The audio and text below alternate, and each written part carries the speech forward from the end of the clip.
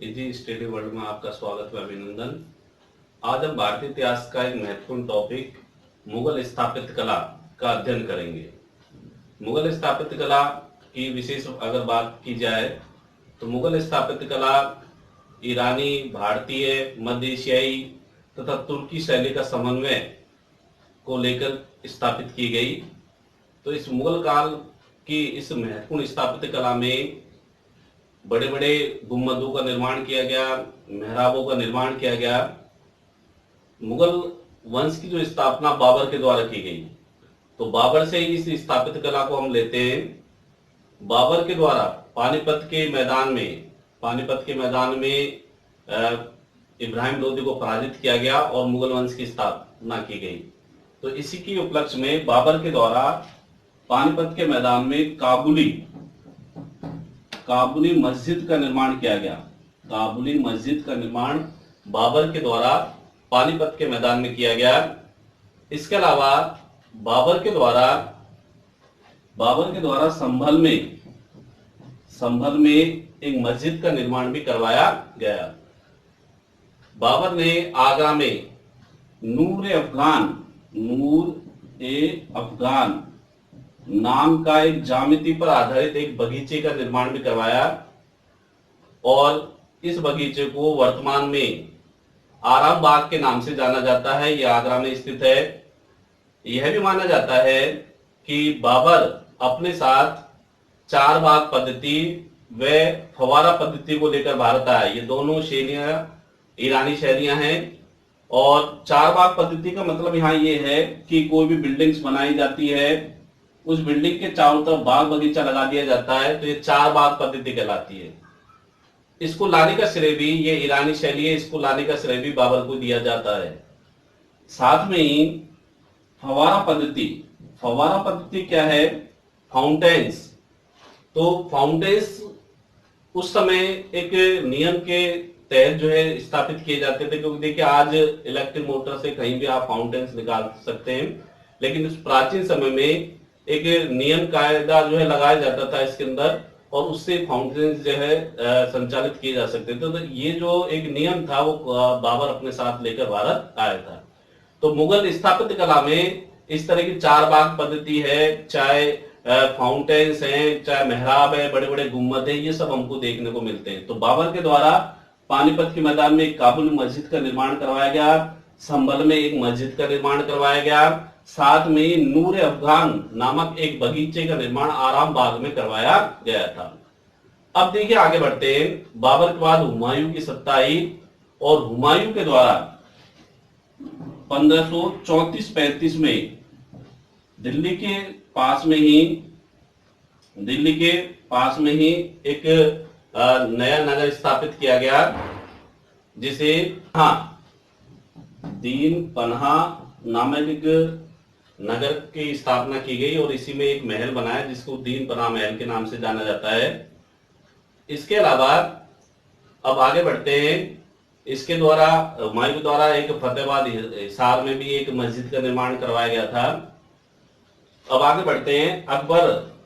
हुमायूं के बाद अकबर का काल प्रारंभ हुआ और इस अकबर के काल की अगर स्थापत्य कला की बात करें तो अकबर के द्वारा बहुत सारी इमारतों का निर्माण करवाया गया। ठीक है, इसकी इमारतों की बात करें तो अकबर के काल में 1565 ईस्वी में अकबर की एक सौतेली मां थी जिसका नाम था हाजी बेगम।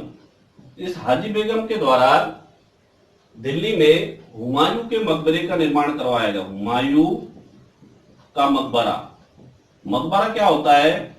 एक बिल्डिंग का निर्माण कराया जाता है और उसी में ही व्यक्ति को दफन किया जाता है। ठीक है, और ये मुगल बादशाह अपने जीते जी भी जो है इस तरह के बिल्डिंग्स का निर्माण करवा देते थे और फिर ये कह देते थे भाई मेरे मरने के बाद मुझे इस बिल्डिंग में दफन कर दिया जाए, तो ये मकबरा कहलाता है। ठीक है, तो हुमायूं के मकबरे का निर्माण 1565 ईस्वी में हाजी बेगम के द्वारा किया गया। ठीक है, इसके प्रमुख स्थापत्यकार कौन थे?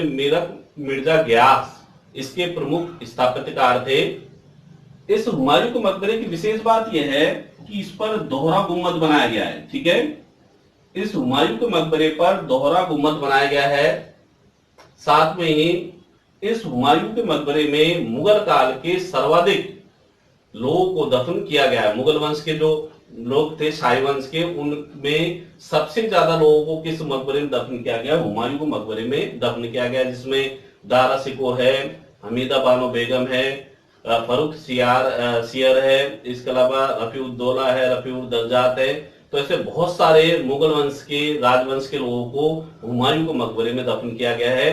साथ में ही जो अंतिम मुगल बादशाह थे बहादुर शाह जफर, उनको 1857 की क्रांति के समय हडसन नामक जो अंग्रेज अधिकारी थे, उनके द्वारा इसी हुमायूं को मकबरे से गिरफ्तार किया गया था। ठीक है, और बाद में उनको सजा के तौर पर कहां भेज दिया गया था? रंगून में भेज दिया गया था।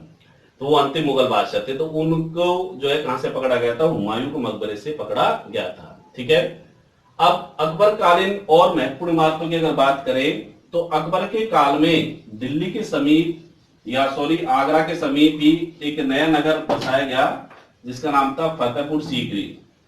फतेहपुर सीकरी, तो फतेहपुर सीकरी नामक एक नया नगर बसाया गया, और इस फतेहपुर सीकरी में अकबर के द्वारा कई महत्वपूर्ण इमारतों का निर्माण करवाया गया। ठीक है, इस फतेहपुर सीकरी में अकबर के द्वारा दीवाने आम का निर्माण करवाया गया। इस दीवाने आम में अकबर जो है स्वयं जो है शासन कार्य संचालित करता था, सभा का आयोजन करता था, तो दीवाने आम था। फतेहपुर सीकरी में जितनी भी इमारतें का निर्माण करवाया गया है, उसमें जो मैक्सिमम इमारतें हैं उनमें बलुआ लाल पत्थर का प्रयोग किया गया है।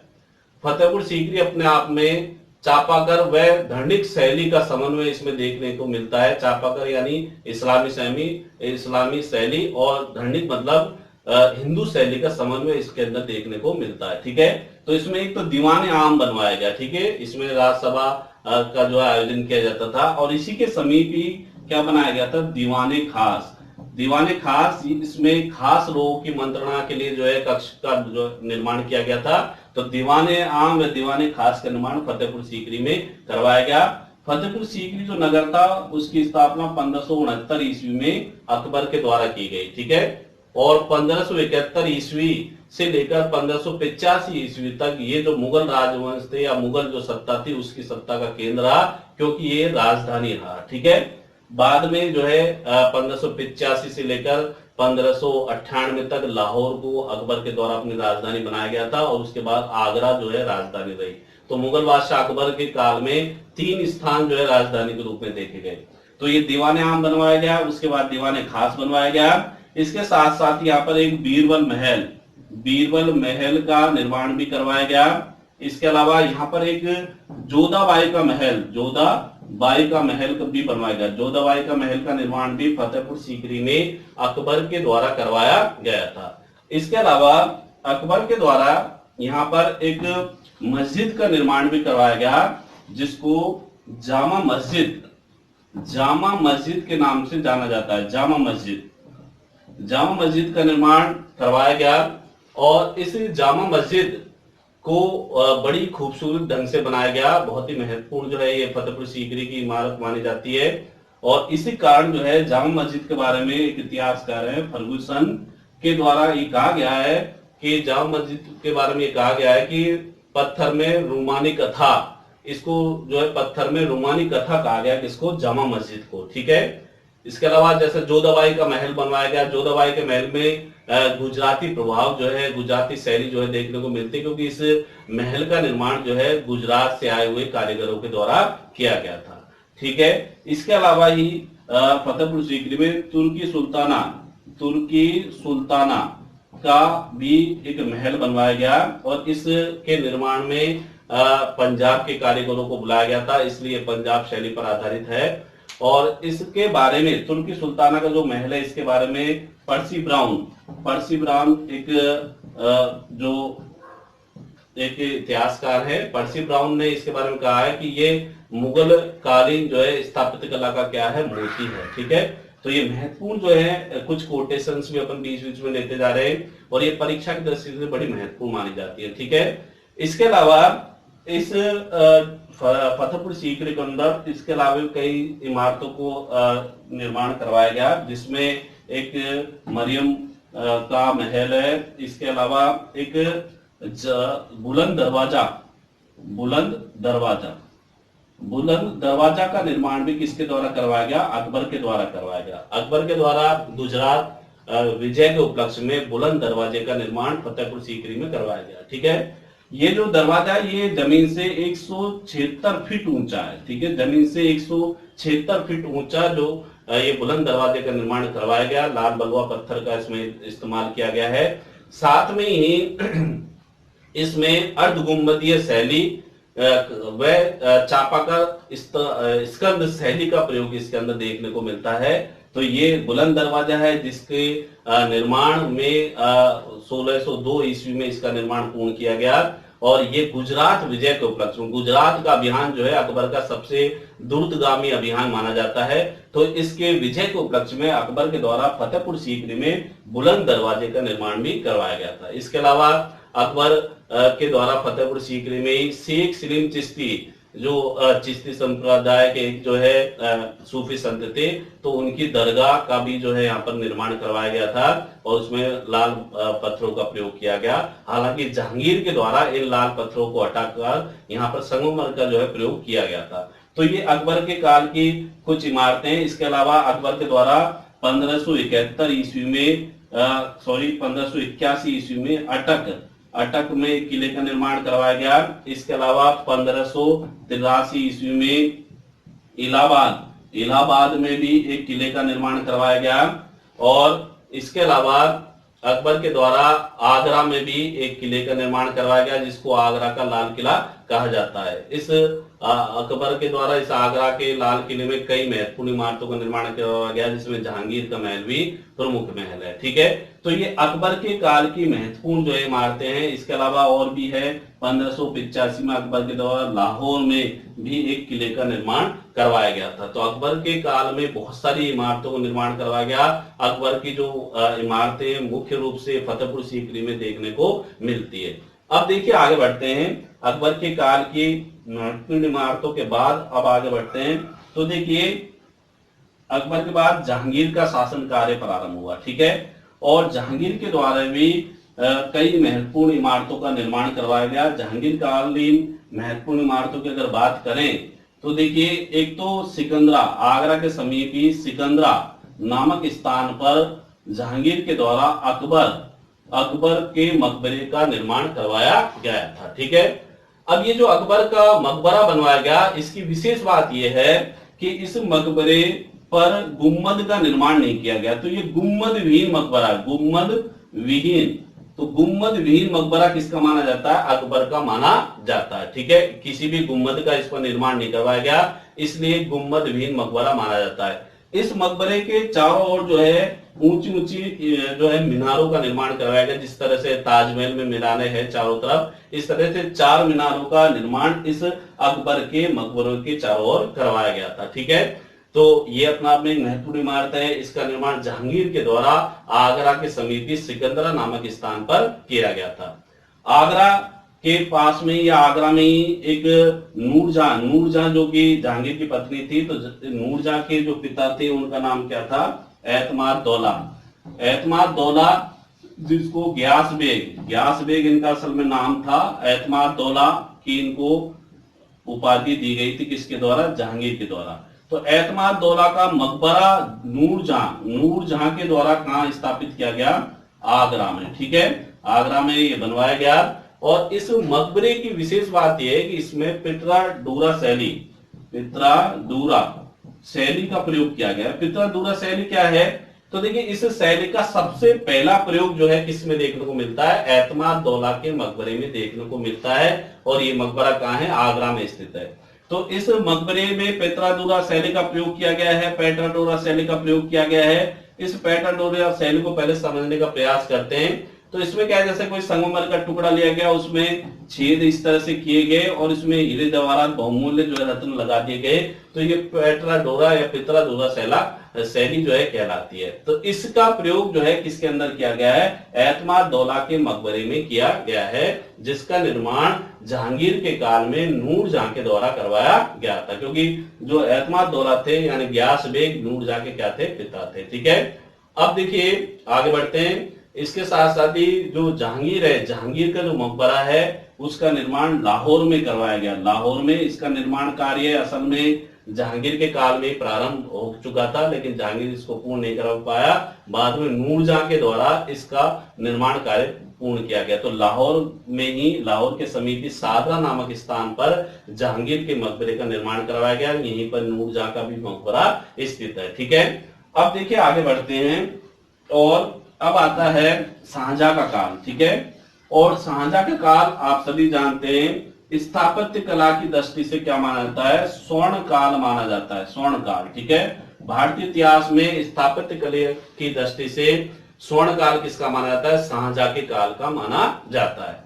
शाहजहां के द्वारा लाल पत्थर के स्थान पर संगमरमर का जो है ज्यादा से ज्यादा प्रयोग देखने को मिलता है। ठीक है, हालांकि जैसे ये जो मकबरा था एतमादुल्ला का मकबरा, इसमें भी संगमरमर का जो है प्रयोग किया गया है, लेकिन मुख्य रूप से जो ज्यादा जिसका प्रयोग देखने को मिल रहा है वो संगमरमर का प्रयोग किसके काल में मिलता है, शाहजहां के काल में देखने को मिलता है। ठीक है, तो शाहजहां की द्वारा जो महत्वपूर्ण इमारतें का निर्माण करवाया गया उसमें सबसे पहले हम देखते हैं आगरा, आगरा का ताजमहल। ठीक है, तो ताजमहल का निर्माण शाहजहां के द्वारा करवाया गया। असल में जो शाहजहां की पत्नी थी जिनका नाम था अर्जुबंद बानो बेगम, तो अर्जुबंद बानो बेगम जिनकी मृत्यु 1631 ईस्वी में हो गई थी। तो 1631 ईस्वी में जब इनकी मृत्यु हो गई तो उसके बाद शाहजहां के द्वारा इनकी याद में ताजमहल का निर्माण करवाया गया था। ठीक है, इनको मुमताज भी कहा जाता है, अर्जुबंद बानो बेगम जो है उनको मुमताज भी कहा जाता है, तो उनके नाम से ताजमहल का निर्माण करवाया गया।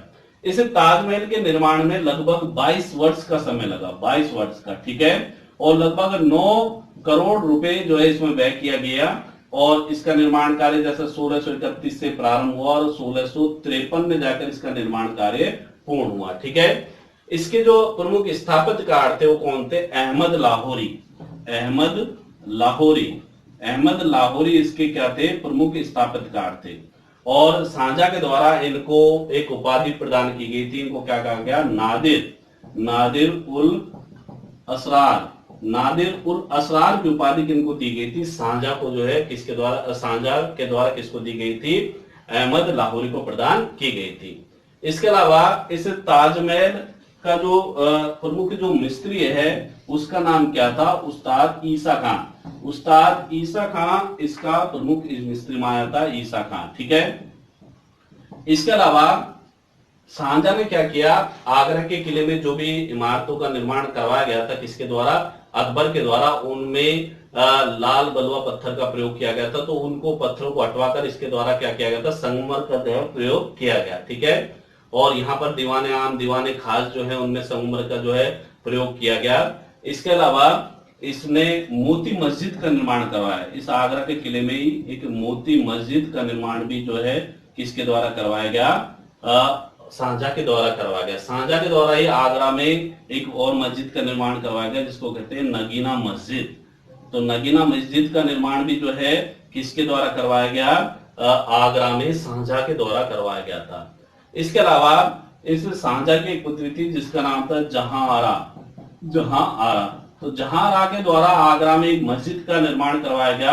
आगरा की वो जामा मस्जिद है जिसको जो है मस्जिद जहांनामा, मस्जिद जहांनामा के नाम से भी जाना जाता है, मस्जिद जहांनामा के नाम से भी जाना जाता है। इसका निर्माण किसने कराया, जहांआरा। जहांआरा जो कि शाहजहां के 8 जो संतानें थी उसमें 4 पुत्र थे और 4 पुत्रियां थी। तो 4 पुत्रियों में एक पुत्रिया का नाम क्या था, जहांआरा। तो जहांआरा के द्वारा मस्जिद जहांनामा जो कि जामा मस्जिद थी उसका निर्माण आगरा में करवाया गया था। देखिए जामा मस्जिद के नाम से कई मस्जिद जो है देखने को मिलती है, जैसे अकबर के द्वारा फतेहपुर सीकरी में जामा मस्जिद का निर्माण करवाया गया। इसी प्रकार जो ये जहांआरा है इसके द्वारा आगरा में जामा मस्जिद का निर्माण करवाया गया और अभी एक और जामा मस्जिद आएगी। इसके अलावा शाहजहां के द्वारा क्या किया गया, 1638 ईस्वी में दिल्ली के समीप ही एक नया नगर बसाया गया जिसका नाम था शाहजहानाबाद, शाहजहानाबाद। तो ये शाहजहानाबाद नगर की स्थापना की गई और ये निर्माण कार्य 1638 से लेकर 1648 तक चला। तो इस शाहजहानाबाद में इस शाहजहां के द्वारा क्या किया गया, लाल किले का निर्माण करवाया गया। लाल किला है, इसके अलावा जामा मस्जिद का निर्माण भी किसके द्वारा करवाया गया, शाहजहां के द्वारा दिल्ली में के पास ही शाहजहानाबाद नामक नगर में करवाया गया। लाल किला जो है उसमें क्या करवाया गया, ये लाल बलुआ पत्थर का इसमें प्रयोग देखने को मिलता है, दोनों जो इमारतें इनके अंदर।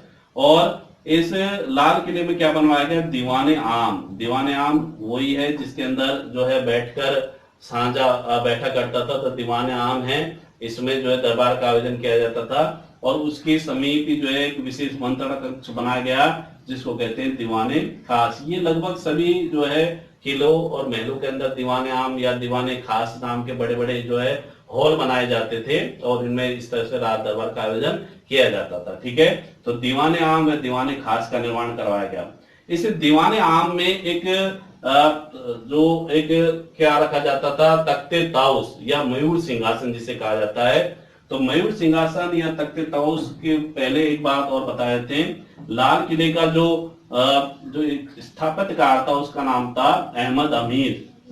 तो अहमद अमीर के द्वारा इस लाल किले का जो आर्किटेक्ट जो इसको तैयार किया गया था अहमद अमीर के द्वारा। ठीक है, इस लाल किले के जो दीवाने आम था उसमें एक तख्ते ताउस का निर्माण करवाया गया। ठीक है, तो ये तख्ते ताउस या इसको ही क्या कहते हैं, मयूर सिंहासन भी कहा जाता है इसी। ठीक है, और इस मयूर सिंहासन का जो प्रमुख आर्किटेक्ट था उसका नाम क्या था, बेबादल खां।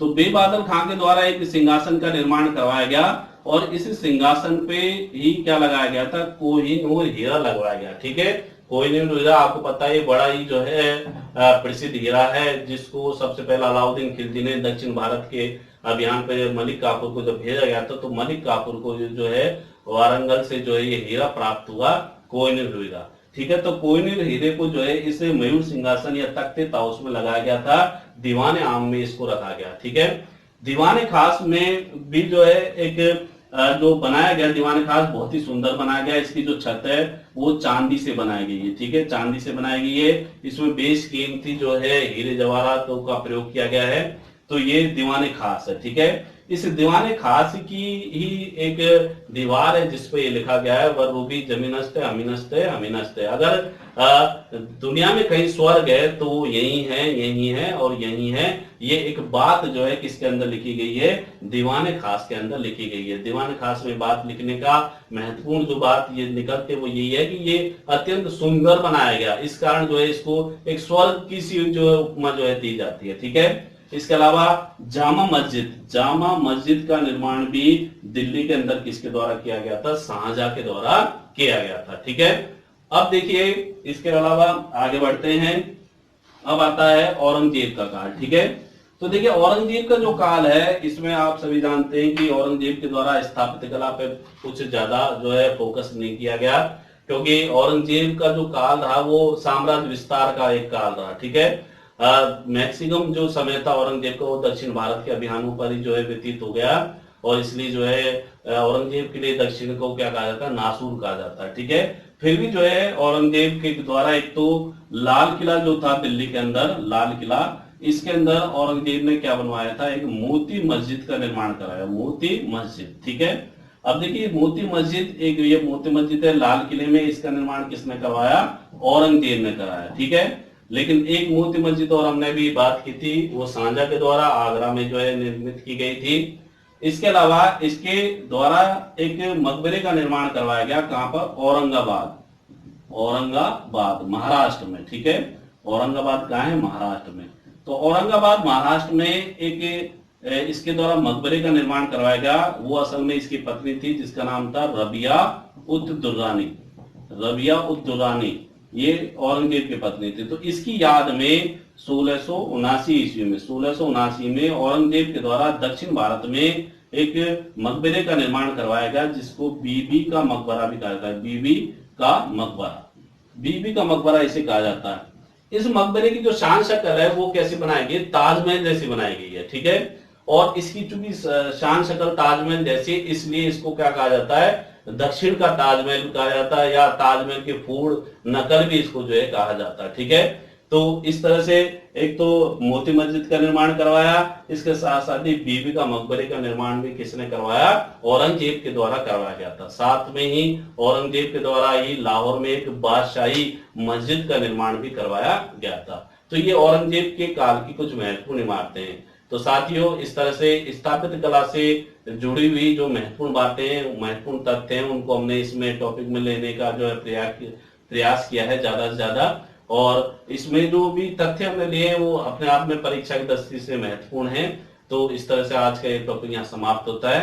और इसमें कैसा लगा आपको, उसके लिए आप जो है ज्यादा से ज्यादा कमेंट बॉक्स में कमेंट करके बताएं।